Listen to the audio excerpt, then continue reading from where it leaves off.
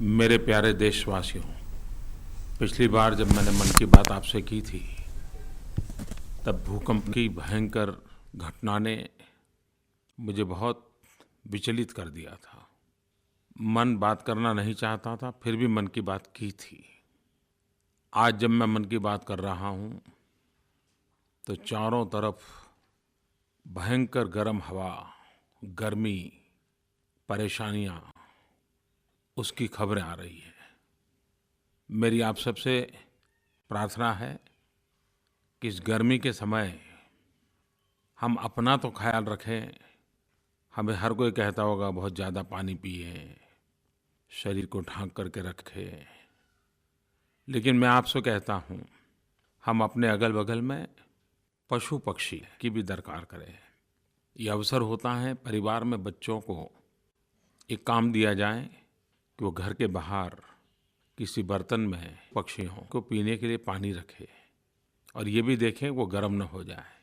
अब देखना, परिवार में बच्चों के अच्छे संस्कार हो जाएंगे और इस भयंकर गर्मी में पशु पक्षियों की भी रक्षा हो जाएगी।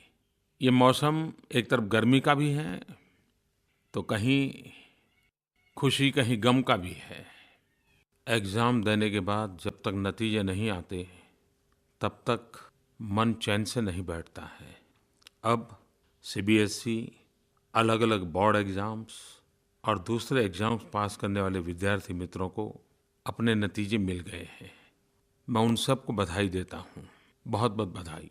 मेरे मन की बात की सार्थकता मुझे उस बात से लगी कि जब मुझे कई विद्यार्थियों ने ये जानकारी दी, नतीजे आने के बाद, कि एग्ज़ाम के पहले आपकी मन की बात में जो कुछ भी सुना था, एग्ज़ाम के समय मैंने उसका पूरी तरह पालन किया था और उससे मुझे लाभ मिला।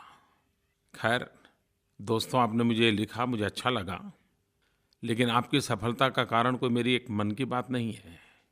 आपकी सफलता का कारण आपने साल भर कड़ी मेहनत की है। पूरे परिवार ने आपके साथ जुड़ करके इस मेहनत में हिस्सेदारी की है। आपके स्कूल, आपके टीचर, हर किसी ने प्रयास किया है। लेकिन आपने अपने आप को हर किसी की अपेक्षा के अनुरूप ढाला है। मन की बात परीक्षा में जाते समय जो टिप मिलती है ना, वो प्रकार की थी। लेकिन मुझे आनंद इस बात का आया कि हाँ, मन की बात का कैसा उपयोग है, कितनी सार्थकता है। मुझे खुशी हुई। मैं जब कह रहा हूँ कहीं गम, कहीं खुशी, बहुत सारे मित्र हैं जो बहुत ही अच्छे मार्क्स से पास हुए होंगे।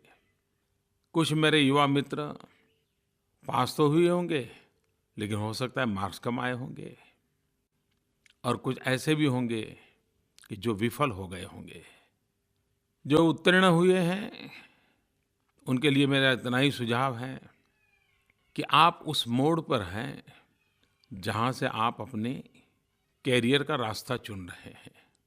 अब आपको तय करना है आगे का रास्ता कौन-सा होगा, और वो भी किस प्रकार के आगामी शिक्षा का मार्ग आप चुनते हैं, उस पर निर्भर करेगा। आम तौर पर ज़्यादातर विद्यार्थियों को पता भी नहीं होता है क्या पढ़ना है, क्यों पढ़ना है, कहाँ जाना है, लक्ष्य क्या है। ज़्यादातर अपने सराउंडिंग्स में जो बातें होती हैं, मित्रों में, परिवारों में, यार दोस्तों में, या अपने माँ-बाप की जो कामनाएँ रहती हैं, उसके आसपास निर्णय होते हैं। अब जगत बहुत बड़ा हो चुका है। विषयों की भी सीमाएँ नहीं हैं, अवसरों की भी सीमाएँ नहीं हैं। आप ज़रा साहस के साथ आपकी रुचि, प्रकृति, प्रवृत्ति के हिसाब से रास्ता चुनिए। प्रचलित मार्गों पर ही जा कर के अपने को खींचते क्यों हो? कोशिश कीजिए और आप खुद को जानिए, और जान कर के आपके भीतर जो उत्तम चीज़ें हैं, उसको सँवारने का अवसर मिले। ऐसी पढ़ाई के क्षेत्र क्यों न चुनें? लेकिन कभी ये भी सोचना चाहिए कि मैं जो कुछ भी बनूँगा, जो कुछ भी सीखूँगा, मेरे देश के लिए उसमें काम आए, ऐसा क्या होगा?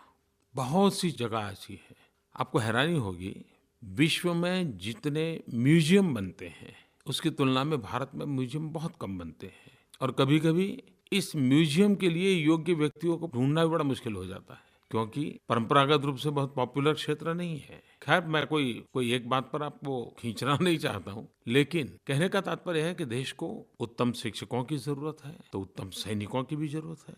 उत्तम वैज्ञानिकों की जरूरत है, तो उत्तम कलाकार और संगीतकारों की भी आवश्यकता है। खेलकूद कितना बड़ा क्षेत्र है, और खिलाड़ियों के सिवाय भी खेलकूद जगत के लिए कितने उत्तम ह्यूमन रिसोर्स की आवश्यकता होती है। यानी इतने सारे क्षेत्र हैं, इतनी विविधताओं से भरा हुआ विश्व है। हम जरूर प्रयास करें, साहस करें। आपकी शक्ति, आपका सामर्थ्य, आपके सपने देश के सपनों से भी मेलजोल वाले होने चाहिए। यह मौका है आपको अपनी राह चुनने का।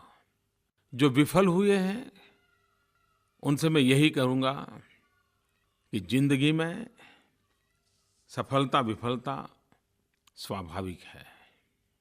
जो विफलता को एक अवसर मानता है, वो सफलता का शिलान्यास भी करता है।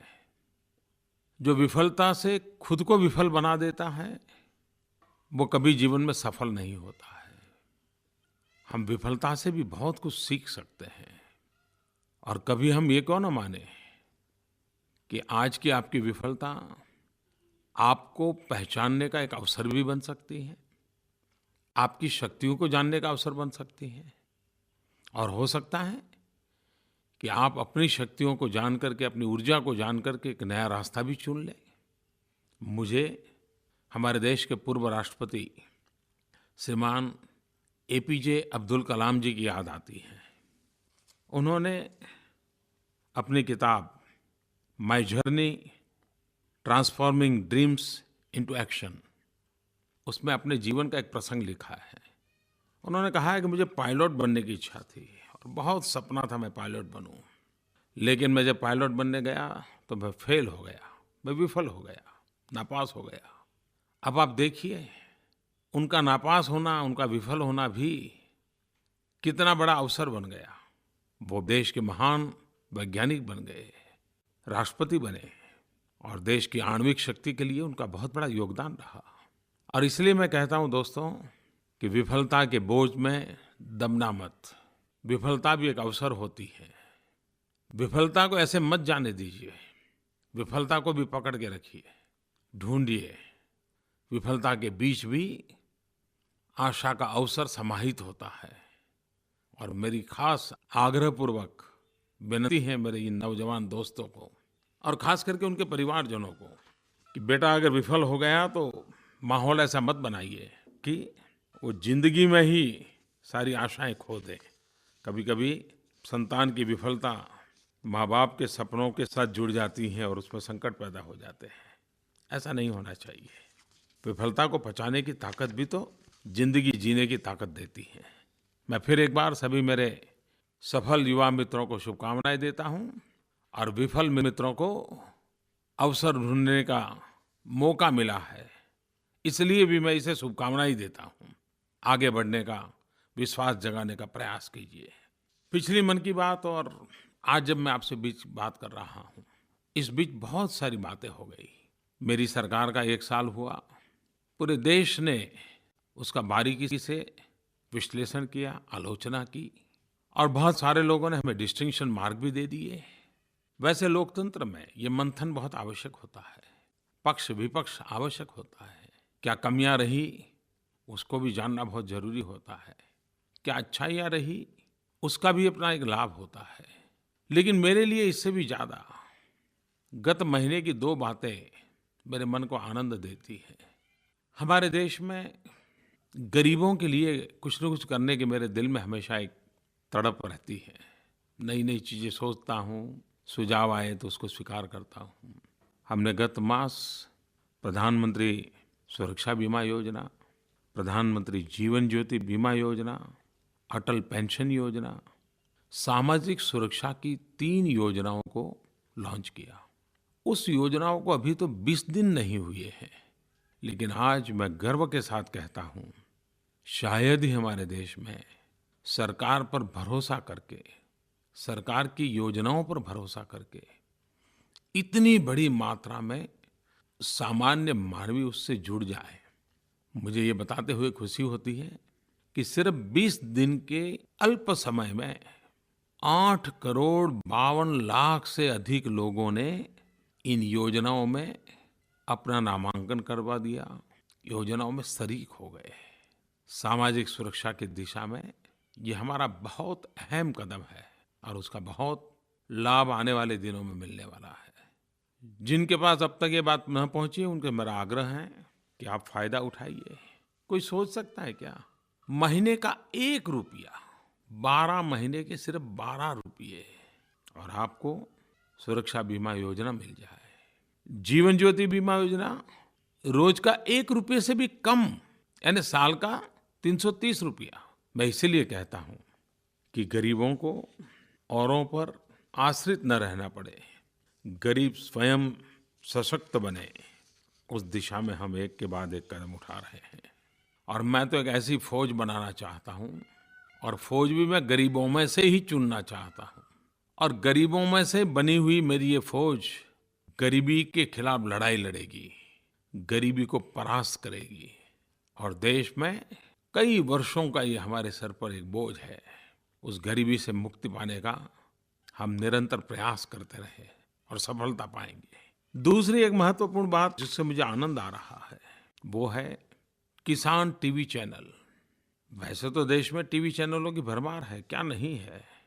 कार्टून की भी चैनलें चलती हैं, स्पोर्ट्स की चैनल चलती है, न्यूज़ की चलती है, एंटरटेनमेंट की चलती है, बहुत सारी चलती हैं। लेकिन मेरे लिए किसान चैनल महत्वपूर्ण इसलिए कि मैं इससे भविष्य को बहुत भली-भांति देख पाता हूँ। मेरी दृष्टि में किसान चैनल एक खेत खलिहान वाली ओपन यूनिवर्सिटी है। अरे ऐसी चैनल है जिसका विद्यार्थी भी किसान है और जिसका शिक्षक भी किसान है। उत्तम अनुभवों से सीखना, परंपरागत कृषि से आधुनिक कृषि की तरफ आगे बढ़ना। छोटे-छोटे जमीन के टुकड़े बचे हैं, परिवार बड़े होते गए, जमीन का हिस्सा छोटा होता गया, और तब हमारी जमीन की उत्पादकता कैसे बढ़े, फसल में किस प्रकार से परिवर्तन लाया जाए, इन बातों को सीखना समझना जरूरी है। अब तो मौसम को भी पहले से जाना जा सकता है। ये सारी बातें लेकर के ये टीवी चैनल काम करने वाली है। और मेरे किसान भाइयों बहनों, इसमें हर जिले में किसान मॉनिटरिंग की व्यवस्था की गई है, आप उसका संपर्क जरूर करें। मेरे मछुआरे भाई बहनों को भी मैं कहना चाहूँगा, मछली पकड़ने के काम में जुड़े हुए लोग, उनके लिए भी इस किसान चैनल में बहुत कुछ है। पशुपालन भारत के ग्रामीण जीवन का परंपरागत काम है और कृषि में एक प्रकार से सहायक होने वाला क्षेत्र है। लेकिन दुनिया का अगर हिसाब देखें तो दुनिया में पशुओं की संख्या की तुलना में जितना दूध उत्पादन होता है, भारत उसमें बहुत पीछे है। पशुओं की संख्या की तुलना में जितना दूध उत्पादन होना चाहिए, उतना हमारे देश में नहीं होता है। प्रति पशु अधिक दूध उत्पादन कैसे हो, पशु की देखभाल कैसे हो, उसका लालन पालन कैसे हो, उसका खान पान क्या हो। परंपरागत रूप से तो हम बहुत कुछ करते हैं, लेकिन वैज्ञानिक तौर तरीकों से आगे बढ़ना बहुत ज़रूरी है। और तभी जाकर के कृषि के साथ पशुपालन भी आर्थिक रूप से हमें मजबूती दे सकता है, किसान को मजबूती दे सकता है, पशुपालक को मजबूती दे सकता है। हम किस प्रकार से इस क्षेत्र में आगे बढ़ें, किस प्रकार से हम सफल हो, उस दिशा में वैज्ञानिक मार्गदर्शन आपको मिले। मेरे प्यारे देशवासियों, याद है ना 21 जून? वैसे तो हमारे इस भूभाग में 21 जून को इसलिए याद रखा जाता है कि ये सबसे लंबा दिवस होता है। लेकिन 21 जून अब विश्व के लिए एक नई पहचान बन गया है। गत सितंबर महीने में यूनाइटेड नेशंस में संबोधन करते हुए मैंने एक विषय रखा था और एक प्रस्ताव रखा था कि 21 जून को अंतर्राष्ट्रीय योगा दिवस के रूप में मनाना चाहिए। और सारे विश्व को अचरज हो गया, आपको भी अचरज होगा, 100 दिन के भीतर भीतर 177 देशों के समर्थन से ये प्रस्ताव पारित हो गया।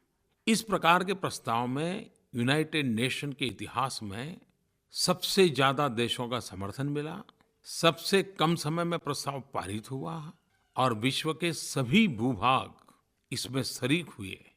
किसी भी भारतीय के लिए ये बहुत बड़ी गौरवपूर्ण घटना है। लेकिन अब जिम्मेवारी हमारी बनती है। क्या कभी सोचा था हमने कि योग विश्व को भी जोड़ने का एक माध्यम बन सकता है? वसुधैव कुटुंबकम हमारे पूर्वजों ने जो कल्पना की थी, उसमें योग एक कैटलिक एजेंट के रूप में विश्व को जोड़ने का माध्यम बन रहा है। कितने बड़े गर्व की, खुशी की बात है। लेकिन इसकी ताकत तो तब बनेगी जब हम सब बहुत बड़ी मात्रा में योग के सही स्वरूप को, योग की सही शक्ति को विश्व के सामने प्रस्तुत करें। योग दिल और दिमाग को जोड़ता है। योग रोग मुक्ति का भी माध्यम है, तो योग भोग मुक्ति का भी माध्यम है। और अब तो मैं देख रहा हूं योग शरीर, मन, बुद्धि को ही जोड़ने का काम करे, उससे आगे विश्व को भी जोड़ने का काम कर सकता है। हम क्यों न इसके एम्बेसडर बने? हम क्यों न इस मानव कल्याण के लिए काम आने वाली इस महत्वपूर्ण विद्या को सहज उपलब्ध कराएं? हिंदुस्तान के हर कोने में 21 जून योग दिवस मनाया जाए। आपके रिश्तेदार दुनिया के किसी न किसी देश में अगर रहते हो, आपके मित्र परिवारजन कहीं रहते हो, आप उनको भी टेलीफोन करके बताइए कि वे भी वहाँ लोगों को इकट्ठा कर करके योग दिवस मनाएं। अगर उनको योग का कुछ ज्ञान नहीं है तो कोई किताब लेकर के पढ़ करके भी सबको समझाएं कि योग क्या होता है। एक पत्र पढ़ लें। लेकिन मैं मानता हूं कि हमने योग दिवस को सचमुच में विश्व कल्याण के लिए एक महत्वपूर्ण कदम के रूप में, मानव जात के कल्याण के रूप में, और तनावों से जिंदगी से गुजर रहा मानव समूह, कठिनाइयों के बीच हताश निराश बैठे हुए मानव को नई चेतना, ऊर्जा देने का सामर्थ्य योग में है। मैं चाहूंगा कि विश्व ने जिसको स्वीकार किया है, विश्व ने जिसको सम्मानित किया है, और विश्व को भारत ने जिसे दिया है, ये योग हम सब के लिए गर्व का विषय बनना चाहिए। अभी 3 सप्ताह बाकी हैं। आप जरूर प्रयास करें, जरूर जुड़ें और औरों को भी जोड़ें, ये मैं आग्रह करूंगा। मैं एक बात और कहना चाहता हूँ, खास करके मेरे सेना के जवानों को, जो आज देश की सुरक्षा में जुटे हुए, उनको भी, और जो आज सेना से निवृत्त होकर के अपना जीवन यापन कर रहे, देश के लिए त्याग तपस्या करने वाले जवानों को। और मैं ये बात एक प्रधानमंत्री के तौर पर नहीं कर रहा हूँ। मेरे भीतर का इंसान दिल की सच्चाई से, मन की गहराई से मेरे देश के सैनिकों से आज बात करना चाहता है। 1 रैंक 1 पेंशन, क्या ये सच्चाई नहीं है कि 40 साल से ये सवाल उलझा हुआ है? क्या ये सच्चाई नहीं है कि इसके पूर्व की सभी सरकारों ने इसकी बातें की, किया कुछ नहीं? मैं आपको विश्वास दिलाता हूँ, मैंने निवृत्त सेना के जवानों के बीच में वादा किया है कि मेरी सरकार 1 रैंक 1 पेंशन लागू करेगी। हम जिम्मेवारी से हटते नहीं हैं, और सरकार बनने के बाद भिन्न भिन्न विभाग इस पर काम भी कर रहे हैं। मैं जितना मानता था उतना सरल विषय नहीं है, पेचीदा है, और 40 साल से उसमें समस्याओं को जोड़ा गया है। मैंने इसको सरल बनाने की दिशा में, सर्वस्वीकृत बनाने की दिशा में सरकार में बैठे हुए सबको रास्ते खोजने पर लगाया हुआ है। पल पल की खबरें मीडिया में देना जरूरी नहीं होता है, इसकी कोई रनिंग कमेंट्री नहीं होती है। मैं आपको विश्वास दिलाता हूँ, यही सरकार, मैं फिर से भी कहता हूँ, यही सरकार आपका 1 रैंक 1 पेंशन का मसला सॉल्यूशन लाके रहेगी। और जिस विचारधारा में से पल करके हम आए हैं, जिन आदर्शों लेकर के हम आगे बढ़े हैं, उसमें आपके जीवन का महत्व बहुत है। मेरे लिए आपके जीवन के साथ जुड़ना, आपकी चिंता करना, ये सिर्फ न ही कोई सरकारी कार्यक्रम है, न ही कोई राजनीतिक कार्यक्रम है, मेरी राष्ट्रभक्ति का ही वो एक प्रकटीकरण है। मैं फिर एक बार मेरे देश के सभी सेना के जवानों को आग्रह करूंगा कि राजनीतिक रोटी सेकने वाले लोग 40 साल तक आपके साथ खेल खेलते रहे हैं, मुझे वो मार्ग मंजूर नहीं है, और न ही मैं ऐसी कोई कदम उठाना चाहता हूं जो समस्याओं को जटिल बना दे। आप मुझ पे भरोसा रखिए। बाकी जिनको बातें उछालनी होगी, विवाद करने होंगे, अपनी राजनीति करनी होगी, उनको मुबारक। मुझे देश के लिए जीने मरने वालों के लिए जो कर सकता हूँ करना, यही मेरे इरादे हैं। और मुझे विश्वास है कि मेरे मन की बात, जिसमें सिवाय सच्चाई कुछ नहीं है, वो आपके दिलों तक पहुँचेगी। 40 साल तक आपने धैर्य रखा है। मुझे कुछ समय दीजिए, काम करने का अवसर दीजिए और हम मिल बैठ करके समस्याओं का समाधान करेंगे। ये मैं फिर से एक बार देशवासियों को विश्वास देता हूँ। छुट्टियों के दिनों में सब लोग कहीं न कहीं तो गए होंगे, भारत के अलग-अलग कोने में गए होंगे। हो सकता है कुछ लोग अब जाने का कार्यक्रम बनाते होंगे। स्वाभाविक है, सीइंग इज़ बिलीविंग। जब हम भ्रमण करते हैं, कभी रिश्तेदारों के घर जाते हैं, कहीं पर्यटन के स्थान पर पहुँचते हैं, दुनिया को समझना, देखने का अलग अवसर मिलता है। जिसने अपने गाँव का तालाब देखा है और पहली बार जब वो समंदर देखता है तो पता नहीं वो मन के भाव कैसे होते हैं। वो वर्णन ही नहीं कर सकता है कि अपने गाँव वापस जाके बता ही नहीं सकता है कि समंदर कितना बड़ा होता है। देखने से एक अलग अनुभूति होती है। आपने छुट्टियों के दिनों में अपने यार दोस्तों के साथ, परिवार के साथ कहीं न कहीं ज़रूर गए होंगे या जाने वाले होंगे। मुझे मालूम नहीं आप जब भ्रमण करने जाते हैं तब डायरी लिखने की आदत है कि नहीं है। लिखनी चाहिए, अनुभवों को लिखना चाहिए। नए-नए लोगों से मिलते हैं तो उनकी बातें सुन कर के लिखना चाहिए। जो चीज़ें देखी हैं उसका वर्णन लिखना चाहिए। एक प्रकार से अंदर अपने भीतर उसको समाविष्ट कर लेना चाहिए। ऐसे सरसरी नज़र से देख करके आगे चल जाए, ऐसा नहीं करना चाहिए। क्योंकि ये भ्रमण अपने आप में एक शिक्षा है। हर किसी को हिमालय में जाने का अवसर नहीं मिलता है, लेकिन जिन लोगों ने हिमालय का भ्रमण किया और किताबें लिखी हैं, उनको पढ़ोगे तो पता चलेगा कि क्या आनंददायक यात्राओं का वर्णन उन्होंने किया है। मैं ये तो नहीं कहता हूँ कि आप लेखक बने, लेकिन भ्रमण के खातिर भ्रमण ऐसा न होते हुए हम उसमें से कुछ सीखने का प्रयास करें, देश को समझने का प्रयास करें, देश को जानने का प्रयास करें, उसकी विविधताओं को समझें, वहाँ के खान-पान को, पहनाव, बोलचाल, रीति-रिवाज, उनके सपने, उनकी आकांक्षाएं, उनकी कठिनाइयाँ। इतना बड़ा विशाल देश है, पूरे देश को जानना समझना एक जन्म कम पड़ जाता है। आपने ज़रूर कहीं न कहीं गए होंगे, लेकिन एक मेरी इच्छा है, इस बार आप यात्रा में गए होंगे या जाने वाले होंगे, क्या आप अपने अनुभव मेरे साथ शेयर कर सकते हैं क्या? सचमुच में मुझे आनंद आएगा। मैं आपसे आग्रह करता हूँ कि आप इनक्रेडिबल इंडिया हैशटैग इसके साथ मुझे अपनी फ़ोटो, अपने अनुभव ज़रूर भेजिए और उसमें से कुछ चीज़ें मुझे जो पसंद आएगी, वो मैं आगे औरों के साथ शेयर करूँगा। देखें तो सही, आपके अनुभवों को मैं भी अनुभव करूँ। आपने जो देखा है, उसको मैं दूर बैठ कर के देखूँ। जिस प्रकार से आप समुद्र तट पर जाकर के अकेले टहल सकते हैं, मैं तो नहीं कर पाता हूँ अभी। लेकिन मैं चाहूँगा आपके अनुभव जानना और आपके उत्तम अनुभवों को मैं सबके साथ शेयर करूँगा। अच्छा लगा आज, फिर एक बार वो गर्मी की बात याद करा देता हूँ। मैं यही चाहूँगा कि आप अपने आप को सँभालिए, बीमार मत होना। गर्मी से अपने आप को बचाने के रास्ते होते हैं, लेकिन उन पशु-पक्षियों का भी ख्याल करना, यही मन की बात आज बहुत हो गई। ऐसे ही मन में जो विचार आते गए मैं बोलता गया। अगली बार फिर मिलूँगा, फिर बातें करूँगा। आपको बहुत-बहुत शुभकामनाएँ। बहुत-बहुत धन्यवाद।